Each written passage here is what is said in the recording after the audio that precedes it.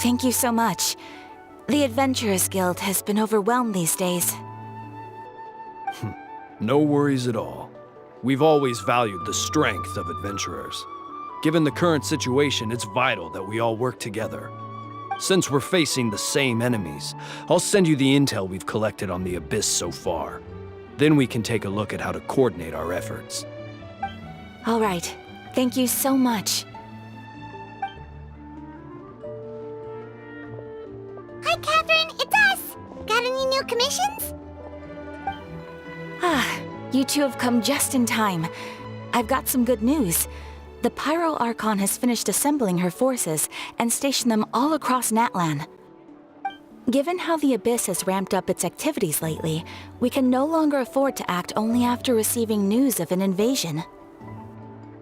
So the Pyro Archon suggested that the Scions of the Canopy and the Adventurers Guild focus on collecting and disseminating intel. That way, we can stay informed of everything that's happening across the land. Once we receive word of enemy activity, we can notify the nearest camp and the stationed forces can take immediate action. Yes, precisely. This should also allow us to focus on gathering information, rather than running around and trying to tackle everything at once. So please also take a chance to relax, you two. You've been working hard these days, and this will be a good opportunity for some well-deserved rest. So that's the plan. Whew, we can finally stop and take a break. Paimon knows that. It's not like Paimon just wanted to lay here and do nothing.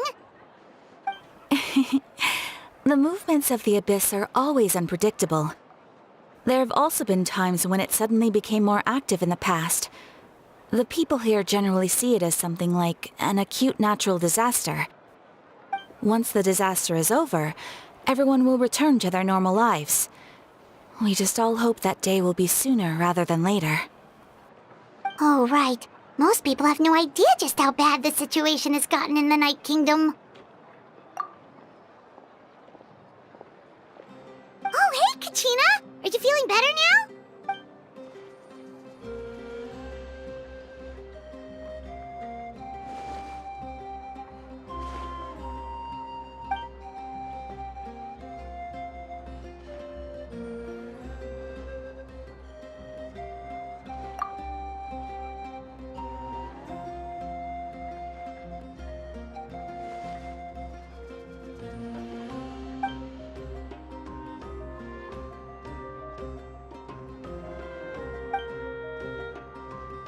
Wow! So we'll finally get to meet Shilonen, the legendary forger of ancient names!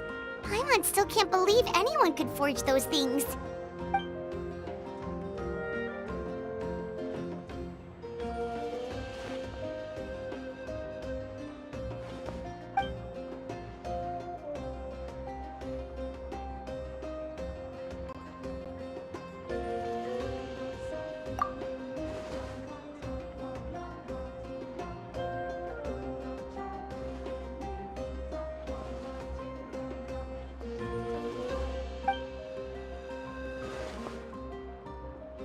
Hey, have some confidence in yourself, Kachina. After all, you're already a victor of the Night Warden Wars.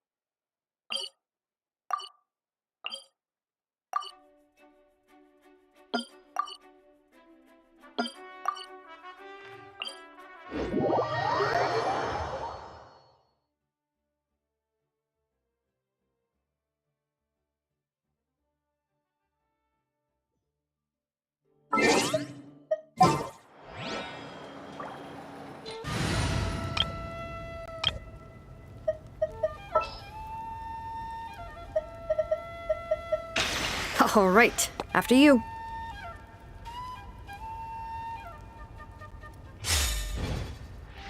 Bring it!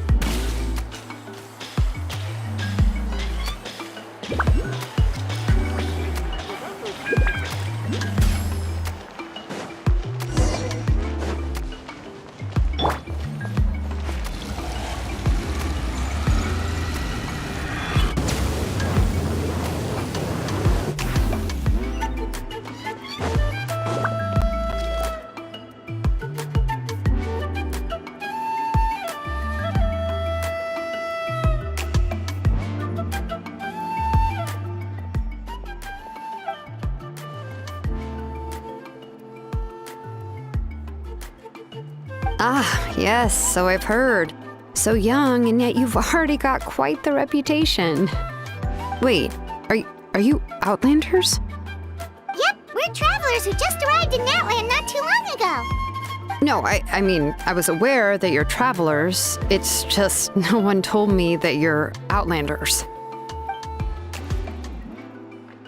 No, the only thing she said is that a new hero had pledged himself to the plan. But we'd need to forge an ancient name to ensure he'd be able to return safe and sound. And she did mention that it would be quite difficult to forge an ancient name for them, but at the time, I thought she was just commenting on my skills. But I seem to understand where the true difficulty lies now. Oh, I wouldn't go that far. I'm used to it, really. I just need a moment to process things. The Pyro Archon's requests are always difficult to fulfill, and we used to argue a lot. Honestly, it's probably for the better that she didn't bring this up at the time. Anyway, I can't argue with her if she isn't here, and it'd be pointless to take my anger out on someone else. But, just because I understand her rationale doesn't make me any less upset. After all, she must have known that forging an ancient name for an Outlander is an impossible task. It's impossible? As you probably know, an ancient name is a symbol of a hero's spirit and glory, which grows even richer and heavier as generations of successors inherit it. We forge ancient names by engraving the heroic deeds of an individual who will become the first hero of that particular name.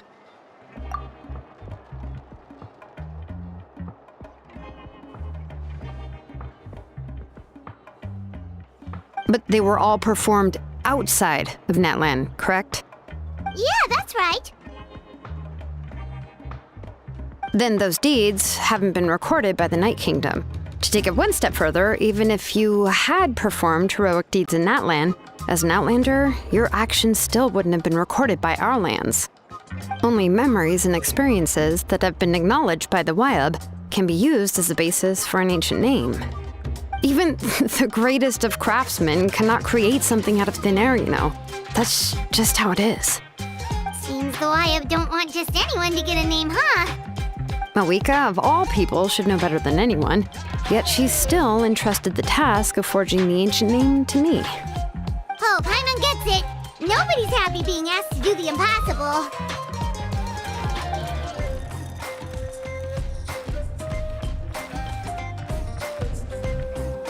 Ugh, don't remind me. Let's just focus on how we can pull this off. How to achieve the impossible. You mean you're already willing to accept the task? Well, what else can I do? What's happened is already done, and it's not like I can outright defy the order of my Archon. If she gave me this order, then she believes the ancient name is an indispensable part of her plan, and that I'll be able to find a way to make it happen. In other words, the order is an affirmation of my abilities. Whoa, not only has she accepted the task, but now she's looking for silver linings?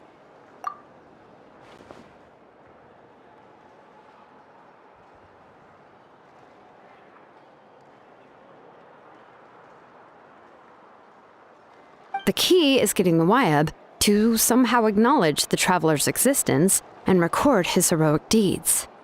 We heard the voice of a Wyab when we were in the Night Kingdom before. We even had a whole conversation with her. If we can talk to her again, maybe we can figure something out together. Well, every tribe has their own Wyab.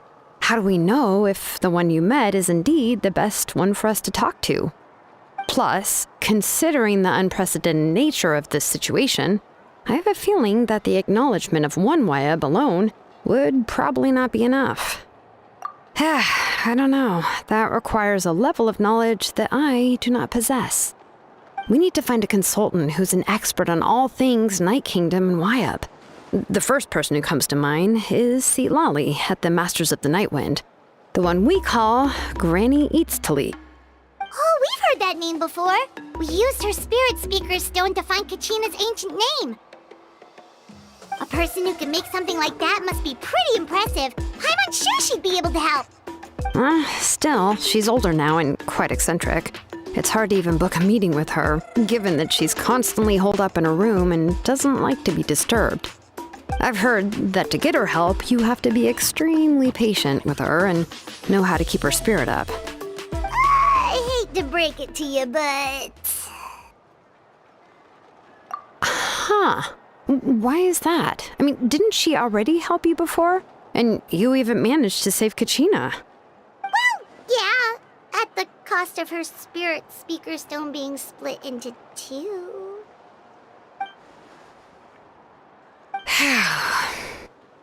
Great going, Moeka. We're already off to a rocky start here. In that case, I guess your only option is to try to emphasize that this is an important order from the Pyro Archon. Hopefully, Lali would still want to show respect to the Archon. I'll also write you a letter on your behalf. If you can find someone to deliver it and mention some good things about you, then that should help too.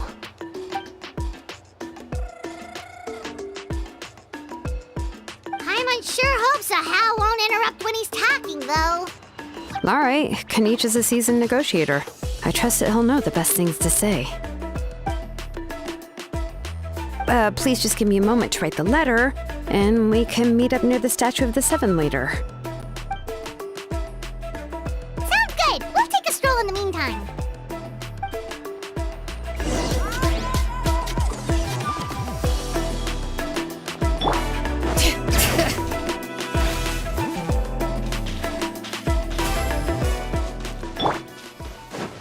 All right.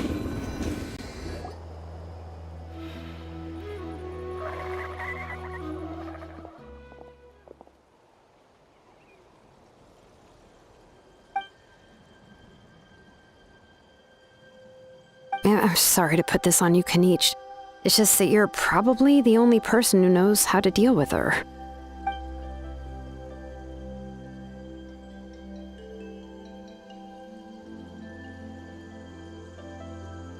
Oh, wait, so Kachina and the Traveler also know about the plan?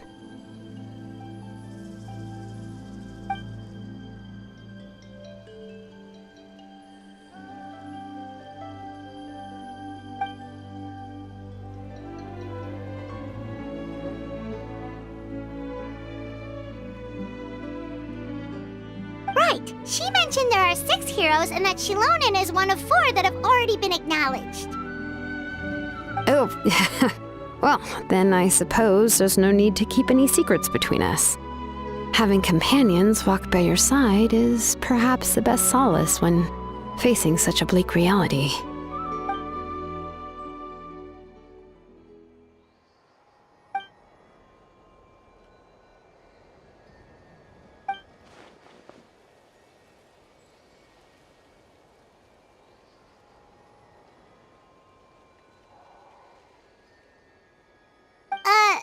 Lali knows him too?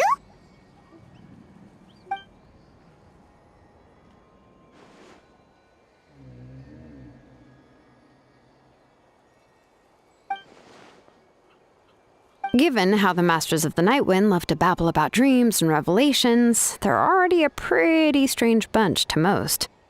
I've never met Auroran, but if they consider him the odd one, he's got to be pretty far out there.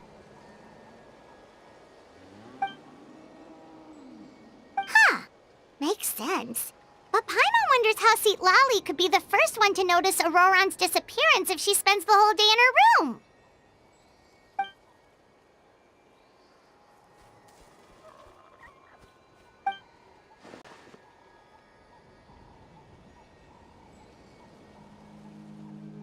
Oh, so if I'm following, you mean we'll help her investigate Auroran and the captain's whereabouts?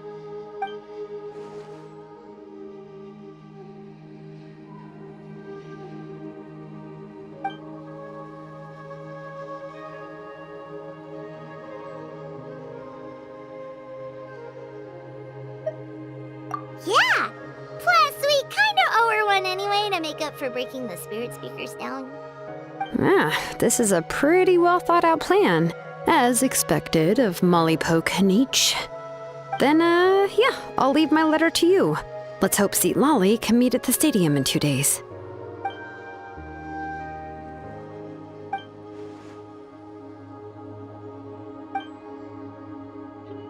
Okay, then let's part ways for now. I'll see you in a couple of days.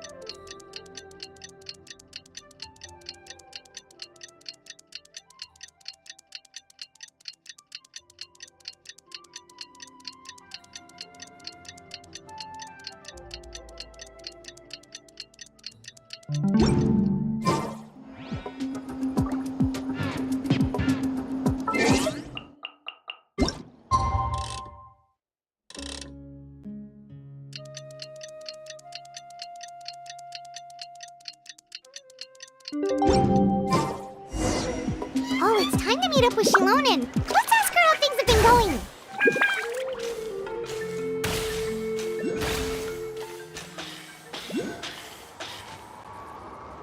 Hey, Shilonen, how's everything going? Oh, hi, Traveler and Paimon. I have bad news. Lolly did not reply to our request, although I suppose I'm not too surprised. Huh? You mean she didn't even bother to give Kenichi a response? Guess she really does have quite the ego then. Yeah, well, she can be also quite eccentric, though she's one of the most gifted people around. Even the Masters of the Nightwind often struggle to work with her. My guess is that she probably has other reasons for not deigning us with a response. But let's go to the stadium and see if we can meet her there. If we do get a chance to talk to her in person, we can still try to work something out. That's true. Let's go!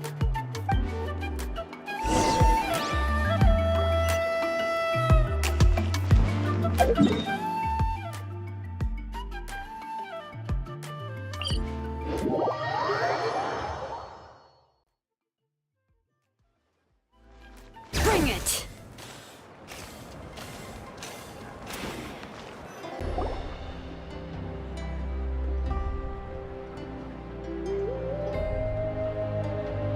Paimon doesn't see anybody. Seems she's just not gonna show up, huh?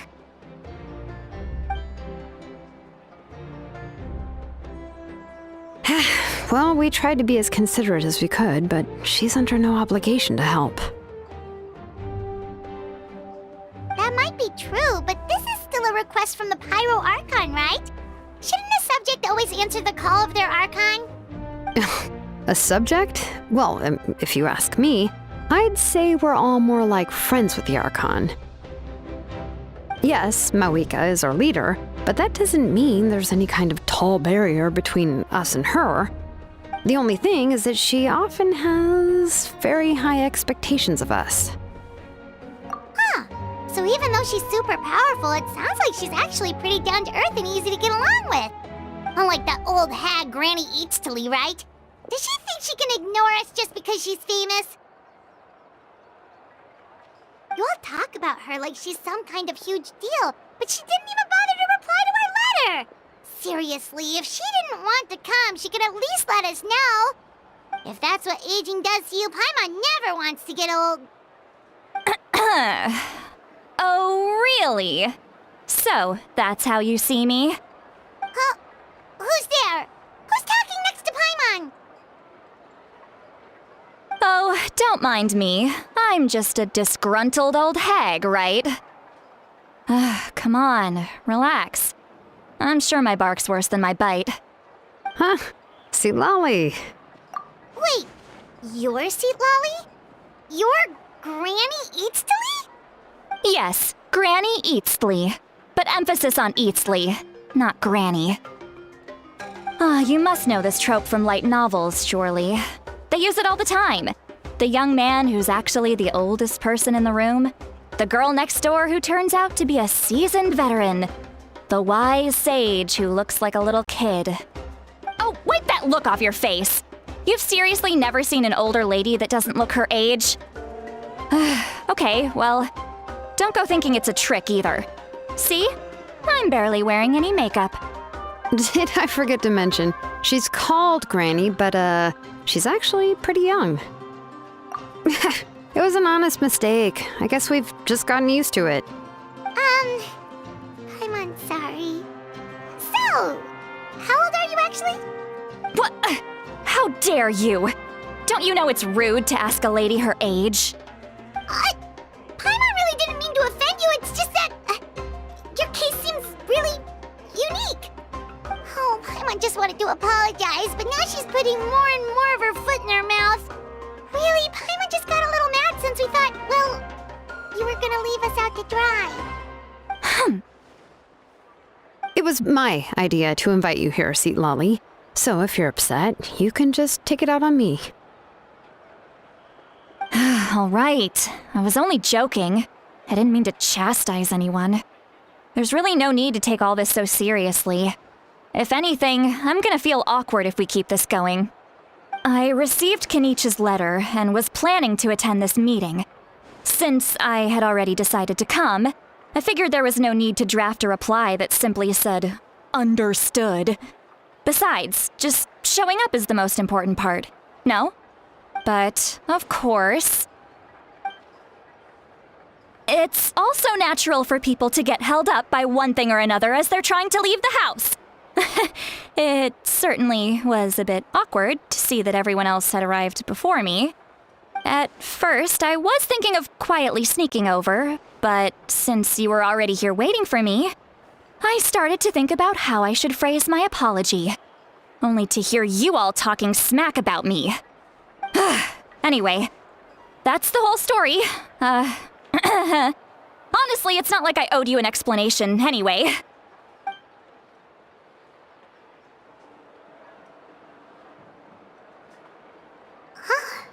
What's with that expression? Was she feeling embarrassed just now?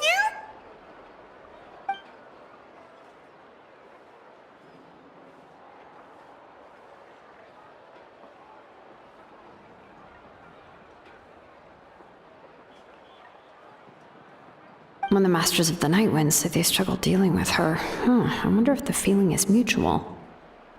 She seems to be pretty awkward herself. Everything she does and says seems a little forced. Anyway, Shilonen, I heard that you require my help in crafting an ancient name. Correct. The situation isn't like anything we've handled before. Let me explain. I see. So Mauika has asked you to forge an ancient name for an Outlander. Well, that would be a first. And you've also heard all about Auroron. I must say, he's always been a good kid. I can't see him joining the Fatui of his own volition. He must have been coerced somehow. Yeah, that's what we came here to ask you. We'll help bring Auroron back if you help us solve the problems of forging the ancient name. What do you think? I suppose I'll just call you Traveler for now. Traveler, come here. Let me take a good look at you.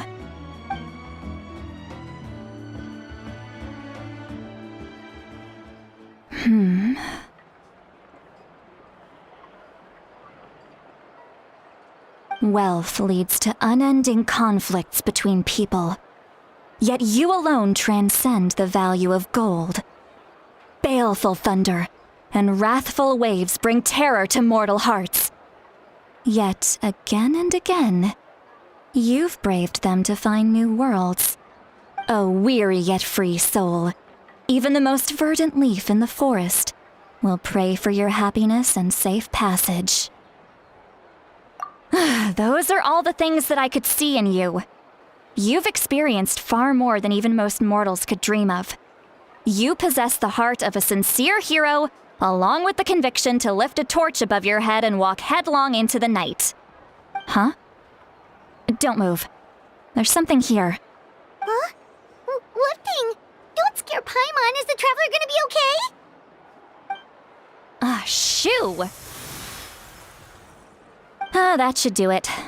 You've just returned from the Night Kingdom, so some fragments of souls were still stuck to your body. No need to worry. I've just cleared out the last of them.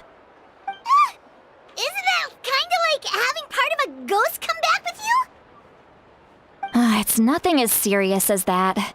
If left unattended, the most it could do is stir up some chaos in your mind, and generally worsen your mood. Well, in that case, better to get rid of them. It was nothing. Shilonen, let's follow your proposal. Once you've brought Auroron back, I'll take you to see the Lord of the Night. The Lord of the Night? But don't we need to talk to the Wyab of the tribes? Something this important is beyond their jurisdiction. Only the Lord of the Night can decide whether we can grant an ancient name to one who does not hail from our lands. The Lord of the Night is an ancient entity that rules over the entire Night Kingdom, constantly borrowing the power of the sacred flame to combat corrosion from the abyss. Oh, so you're basically saying it's even more powerful than the Wyab of the tribes. Well, that sort of makes sense, being the lord of the entire Night Kingdom and all. Not exactly. It's not so much that one's more powerful than the other. But never mind. That's not important. It would take too much time to explain. Just listen carefully to what I'm about to tell you. The Lord of the Night is currently in a deep slumber, and we can only communicate with its consciousness while in a trance. In other words, in a dream. But I will need to prepare a few more things if we are to hold a ceremony to achieve the state of the trance. I'll make a list. Can any of you get everything for me? I can go. It'll probably be a long list, so better leave it to someone who knows all the local vendors. Sounds good. Then we'll go with St. Lolly to track down Auroron. Phew, the Fatui are nothing to scoff at, so please, be careful during your investigation. If you need any help, just come find me. Yep, we'll be sure to play it safe.